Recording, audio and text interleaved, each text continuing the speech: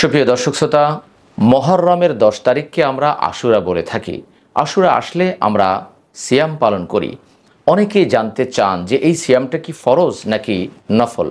রাসূলুল্লাহ সাল্লাল্লাহু আলাইহি ওয়াসাল্লাম তিনি যখন মদিনায় গেলেন তখন দেখতে পেলেন ইহুদিরা এই দিনে সিয়াম পালন করছে এবং তারা বলছে যে এই দিনে মূসা আলাইহিস সালাম ফেরাউনের কবল থেকে নাজাত লাভ করেছিলেন, এজন্য আমরা শুকরিয়া স্বরূপ সিয়াম পালন করে থাকি। রাসূলুল্লাহ সাল্লাল্লাহু আলাইহি ওয়াসাল্লাম তিনি বললেন যে আমি তোমাদের চাইতে মূসা আলাইহিস সালামের আরও নিকটতর, অর্থাৎ আমি আরও বেশি হকদার এই বিষয়ে। রাসূলুল্লাহ সাল্লাল্লাহু আলাইহি ওয়াসাল্লাম তিনিও সিয়াম পালন শুরু করলেন। সহিহ বুখারী হাদিস নাম্বার 2003। অপর বর্ণনায় এসেছে রাসূলুল্লাহ সাল্লাল্লাহু আলাইহি ওয়াসাল্লাম বলেন যে আমি আশা করি বিগত 1 বছরের গুনাহের কাফফারা হয়ে যাবে আশুরার 10 তারিখের এই সিয়ামের মাধ্যমে। সহিহ মুসলিম হাদিস নাম্বার 1162, হাদিসটি সহিহ। আর আমরা জানি যে কোনো গুনাহ তাওবা ছাড়া যদি ক্ষমার বিষয় থাকে সেটা হচ্ছে সগীরা গুনাহ, কেননা কবিরা গুনাহের জন্য তাওবা শর্ত। 4 নম্বর সূরা সূরান নিসার 31 নম্বর আয়াত, 25 নম্বর সূরা আল ফুরকানের 68, 69, 70 এই 3টি আয়াতে আল্লাহ তাআলা স্পষ্টভাবে জানিয়ে দিয়েছেন যে বড় গুনাহের জন্য তাওবা জরুরি বা তাওবা শর্ত। রাসূলুল্লাহ সাল্লাল্লাহু আলাইহি ওয়াসাল্লাম তিনি কি শুধুমাত্র 10 তারিখেই সিয়াম পালন করতেন?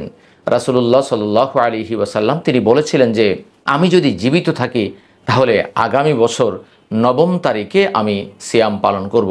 অর্থাৎ তিনি ইহুদিদের বিরোধিতা করে আরও একটি দিন বাড়িয়ে নিলেন। সহিহ মুসলিম 1134। তবে রাবি বলেন রাসূলুল্লাহ সাল্লাল্লাহু আলাইহি ওয়াসাল্লাম আগামী বছর আসার আগে, অর্থাৎ আশুরার সিয়াম আসার আগেই তিনি ইন্তেকাল করেছেন। এজন্য অনেক মুহাক্কিক বলেছেন যে কেউ চাইলে 9 ও 10 তারিখের সিয়াম রাখবে আশুরার, অথবা কেউ যদি 9 তারিখে না রাখতে পারে 10 ও 11 তারিখের সিয়াম পালন করবে।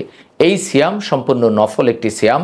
কেউ যদি রাখতে চায় অবশ্যই তার জন্য ফজিলত রয়েছে, আর কেউ যদি না রাখতে চায়, অর্থাৎ কারো যদি সামর্থ্য অ্যাবিলিটি না থাকে, তাহলে সে যেন জোর করে নিজের উপর জুলুম করে এটা না রাখে, কেননা এটা নিছক একটি নফল ইবাদত। এবং আমরা যারা পরিপূর্ণভাবে সওয়াব লাভ করতে চাই, পরীক্ষায় 100 মার্ক পূর্ণ লিখতে চাই বা 100 মার্ক পূর্ণ দিতে চাই, এমন ব্যক্তিদের জন্য এটাও একটি ভালো অপরচুনিটি।